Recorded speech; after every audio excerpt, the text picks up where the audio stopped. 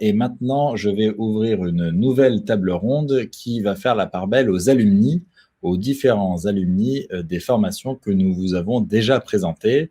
Donc, c'est l'occasion d'avoir un avis, une expérience et un retour de l'ensemble des personnes qui ont vécu ces différentes Bonjour, je formations. m'appelle Lucas Ordonin, je suis Simon Pastor, ancien élève de Levagon, Julien Ripoche de la IOTA Academy, Jonathan Tricard, alumni de la IOTA Academy, Irina Arzumanian, alumni de DataBird, et Loris Clément, alumni de DataBird. Est-ce que vous êtes bien tous avec moi? Vous m'entendez tous? Merci beaucoup d'être connectés. Je vais vous donner la parole un par un. Je vais vous inviter à vous présenter et j'aimerais que dans votre présentation, vous concluiez en mettant en avant deux critères, deux avantages de la formation que vous avez suivie et que vous avez trouvé particulièrement utiles ou particulièrement différents et qui vous sont aujourd'hui des atouts dans la recherche d'emploi ou dans les emplois que vous avez.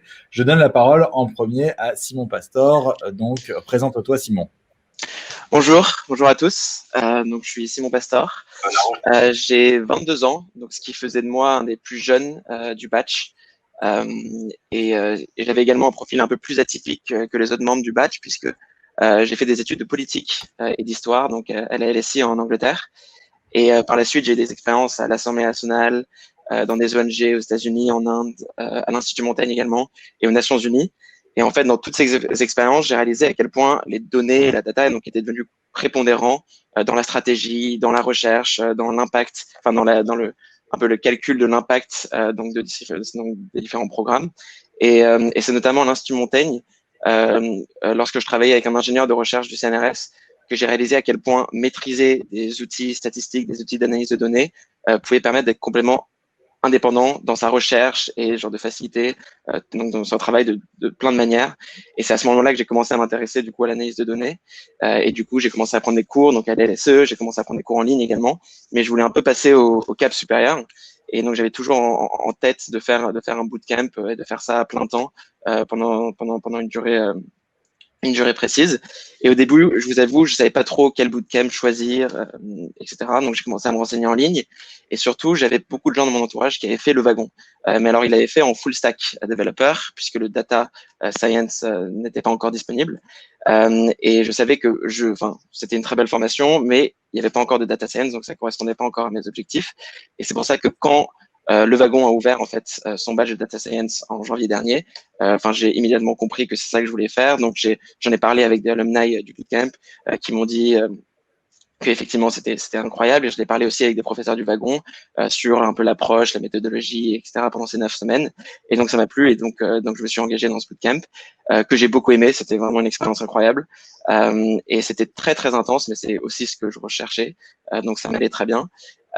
Et donc ça m'a permis de à la fois donc consolider les bases que j'avais commencé à acquérir donc à l'université ou via des cours en ligne, mais surtout ça nous a introduit à des notions très complexes. Je pense qu'on n'aurait pas vu si on n'avait pas fait ce bootcamp, en tout cas qu'on n'avait pas vu avant peut-être quelques années d'expérience ou quelques années d'études. Et donc voilà, et je pense que le highlight vraiment de mon expérience, donc c'était les 2 dernières semaines, qui étaient donc les semaines de projet. Donc étant intéressé par la politique et l'intersection justement des politiques et de la donnée, je voulais monter un projet et convaincre d'autres élèves de me rejoindre dans mon projet. Et donc c'est pour ça que donc j'ai créé ce projet qui était un projet où j'ai récolté 150 000 tweets de députés européens et où on a appliqué du deep learning pour que n'importe quelle personne arrivant sur le site puisse rentrer leur username Twitter ou rentrer un texte et voir quel député européen parlait de ces sujets et en parler de la manière la plus similaire. Et en fait, c'était donc un peu pour essayer de simplifier la politique européenne pour introduire plus de gens à la politique européenne. Et donc voilà, par la suite, du coup, j'ai cherché à rejoindre justement des entreprises, qui justement étaient à l'intersection de la technologie et de la politique. Et donc j'ai commencé à regarder et donc c'était donc autour des civic tech et donc c'est comme ça que je suis tombé sur Citizen Lab, donc une civic tech belge qui donc développent des logiciels de démocratie participative qu'elles vendent à des mairies, à des agglomérations, à des collectivités, etc. Et en fait, au début, le poste était en tant que marketing, mais à partir du moment où j'ai commencé à en parler avec donc avec la personne en charge, elle a bien voulu reconsidérer le poste et faire à moitié donc justement marketing et à moitié analyse de données. Et donc m'introduire. Donc c'est pour ça que aujourd'hui je suis actuellement donc pardon c'était en stage donc chez Citizen Lab. Et donc pourquoi le wagon? Donc comme je l'ai dit justement ces projets et donc et la formation souhaitée. Voilà. Super, merci beaucoup Simon, donc qui allie à la fois les compétences de la data et les compétences de l'orateur pour cette très belle présentation. Merci beaucoup. Je donne la parole à Julien Ripoche, alumni de l'IOTA Academy. Bonjour, donc oui, je m'appelle effectivement Julien Ripoche, j'ai 27 ans. Moi, pour mon parcours, je suis sorti il n'y a pas si longtemps que ça d'une thèse de physique nucléaire où j'étais habitué à faire de la dérivation papier sur papier et essentiellement aussi de la simulation informatique. Ça me plaisait plutôt bien, mais le problème de ces domaines-là, c'est qu'il n'y a pas beaucoup de débouchés, pas beaucoup d'opportunités. Du coup, j'ai décidé de ne pas partir en postdoc et de me reconvertir et d'utiliser mes compétences que j'avais acquises d'une autre manière. Donc, assez naturellement, comme beaucoup d'anciens de mes domaines, je me suis rapproché de la data science. Mais moi, j'avais pas envie de me lancer directement dans une recherche d'emploi, sachant que je me sentais pas légitime. J'avais besoin d'apprendre un peu avant de me lancer sur le marché. Et j'ai entendu parler de la IOTA Academy qu'on m'a vanté comme une très bonne formation. Et j'ai été voir la plaquette sur le site. J'ai eu mon premier entretien avec Sacha. Après ça, j'étais assez convaincu que c'était ce qu'il me fallait. Donc la IOTA Academy, c'est à la fois une remise à niveau sur les bases, que ce soit du Bash, du SQL et surtout du Python. J'avais vraiment besoin de ça parce que, étant donné que j'avais fait de la science en fac, j'avais pas beaucoup une formation informatique qui était assez pauvre. Et donc, j'avais besoin de me légitimiser sur ça. Et donc, l'IOTA m'a apporté notamment tout un set de bonnes pratiques de programmation et d'organisation de code. Et donc, c'est vraiment ça que j'étais venu chercher à la base et je l'ai eu. Je suis très content. Ensuite, il y a la partie plutôt data science qui va du machine learning traditionnel au deep learning. Donc ça, c'était une grande découverte et ça m'a vraiment beaucoup plu. Et enfin, il y avait une troisième partie qui est la branche engineering, qui a priori, c'était la branche qui m'intéressait le moins. Et en fait, donc j'ai appris toutes les bases de la mise en production des modèles ou toutes sortes de projets. Que ça passe par la CI/CD, le DevOps et le cloud. Et finalement, en fait, il se trouve que c'est cette partie-là qui m'a finalement intéressé le plus. Pourtant, je ne m'y attendais pas.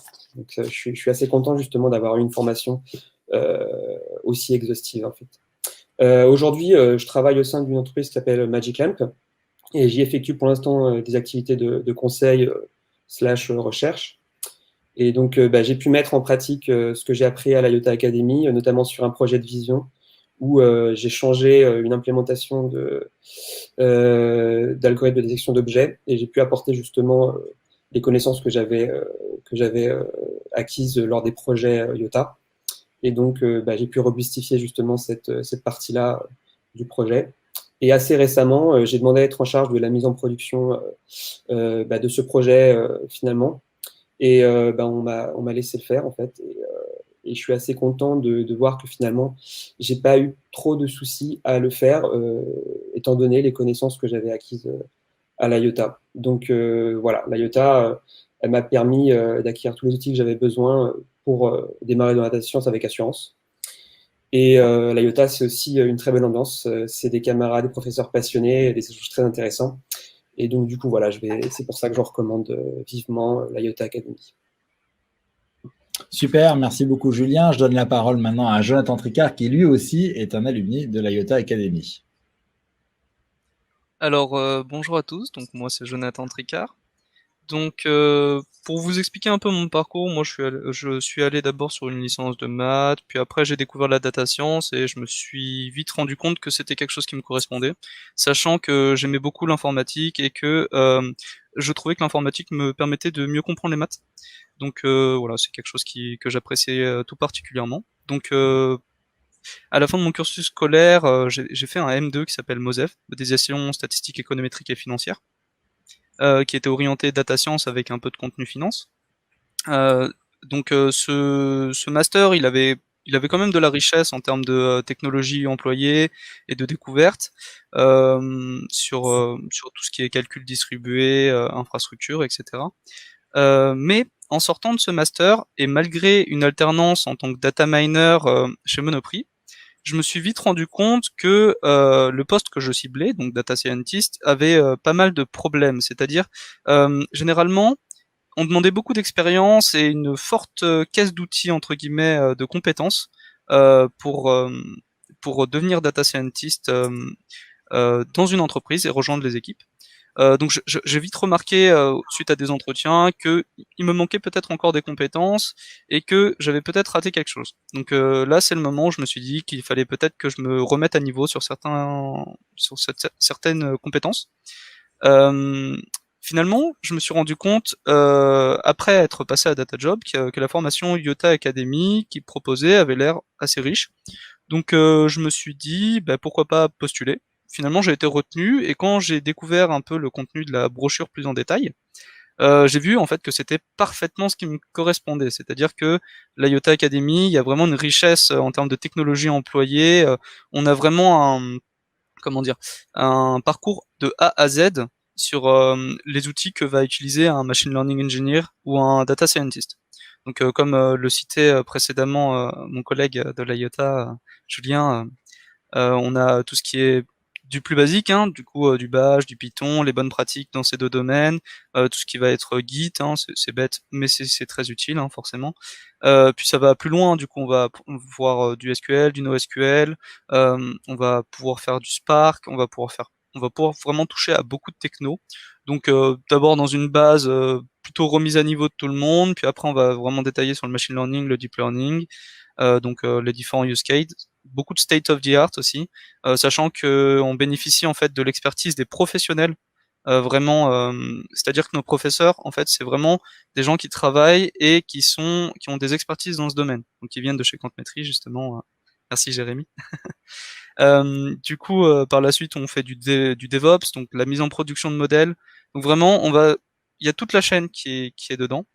Donc moi, ça m'a permis d'enrichir vraiment mes connaissances, que ce soit par le contenu, donc avec les cours et les travaux pratiques, ou par les échanges, parce que c'est vraiment quelque chose qui est très très fort aussi à l'IOTA, c'est que la quantité d'élèves dans la formation n'est pas considérable, on est à peu près une quinzaine à tout casser, mais du coup ça permet d'avoir un meilleur échange avec ces différents collègues, hein, on va dire ça comme ça, des autres élèves de l'IOTA, et ça permet de nous enrichir en fait, de nous construire et puis même d'échanger. Et finalement, quand on arrive en poste, comme moi, donc actuellement je suis data scientist chez Itnovem, une filiale de la SNCF, on se rend compte que la collaboration est rendue plus facile. On arrive avec vraiment des connaissances assez fortes. J'ai d'ailleurs eu des retours personnellement comme quoi ils étaient surpris de voir quelqu'un, bah, du coup moi j'ai 25 ans, euh, de, qui a un poste de data scientist junior, d'être aussi autonome, avec des bonnes compétences, surpris de voir certaines compétences. J'apprends même certaines choses aussi à mes collègues. Donc voilà, c'est quand même quelque chose d'assez fort. Et je recommande vivement du coup la Iota Academy vraiment pour tous ces aspects. L'aspect vraiment chaîne de A à Z sur la mise en production, avec la récupération de compétences vraiment très fortes, la connaissance aussi de choses qui sont plus state of the art, au cas où si on en a besoin. On sait où aller chercher, on a des connaissances aussi dans ce domaine, et puis finalement finir avec un produit final qui dégage en fait la valeur ajoutée finalement. Voilà. Merci beaucoup, Jonathan, pour ce témoignage. Je donne maintenant la parole à Loris Clément, qui est alumni de chez DataBird. Bonjour à tous. Oui, donc Loris Clément. Pour moi, mon parcours a débuté donc en école de commerce à Cage Business School en double diplôme avec les États-Unis. J'ai donc fait ce bac plus 4 pendant lequel je me suis orienté plutôt direction finance de par mon attrait pour le chiffre. Mais ce qui m'a manqué dans la finance, c'était le rapport au concret, d'avoir quelque chose vraiment de concret derrière le chiffre. C'est donc à la sortie de ce bac plus 4 que je me suis dit que la data, l'analyse serait une bonne voie pour moi. J'ai donc commencé à chercher quel organisme de formation pourrait me spécialiser depuis mon background business vers la data analyse, tout en valorisant ce background business. J'ai d'abord donc pensé à des masters en big data d'école de commerce, par exemple. Et puis, j'ai trouvé sur un article dans les médias, donc un article à propos de DataBird. Je me suis renseigné, j'ai pris contact avec DataBird. Tout de suite, un très bon relationnel avec les équipes de DataBird. Donc, j'ai continué un peu à creuser. J'ai vu que ça correspondait très bien à ce que je recherchais, puisque ayant déjà un background business, je voulais surtout apprendre à coder en Python et en SQL, qui sont vraiment les langages inévitables quand on cherche à se spécialiser en analyse de données. Donc j'ai poursuivi avec DataBird. Il y a maintenant 3 mois, j'ai intégré le bootcamp. Je l'ai quitté, du coup, j'ai terminé il y a un mois. Et en moins d'un mois de recherche, j'ai pu trouver un CDI. Donc, grâce à mon background et grâce à DataBird et à ce que ça m'a apporté en termes de coding. Et si je devais du coup donner, comme vous avez dit, 2 points clés pour moi à DataBird, ça a été déjà le learning by doing avec donc des exemples et des exercices sur des vraies données d'entreprise, un cas à la fin de 2 semaines. Donc dans mon cas, j'ai travaillé avec une entreprise qui fait des remontées mécaniques dans les Hautes-Alpes. Un cas très formateur aussi, avec on a vraiment dû se débrouiller. Et donc deuxième point très important pour moi à DataBird, c'est tous les contacts avec qui j'ai pu échanger lors du bootcamp, avec un board pédagogique bien fourni, avec beaucoup de personnes très qualifiées et avec lesquelles j'ai beaucoup apprécié échanger. Super, merci beaucoup Loris, merci à tous pour votre témoignage, c'était quelque chose d'extrêmement instructif. J'y ai entendu beaucoup de choses, des mots techniques, des méthodes pédagogiques qui sont un petit peu particulières.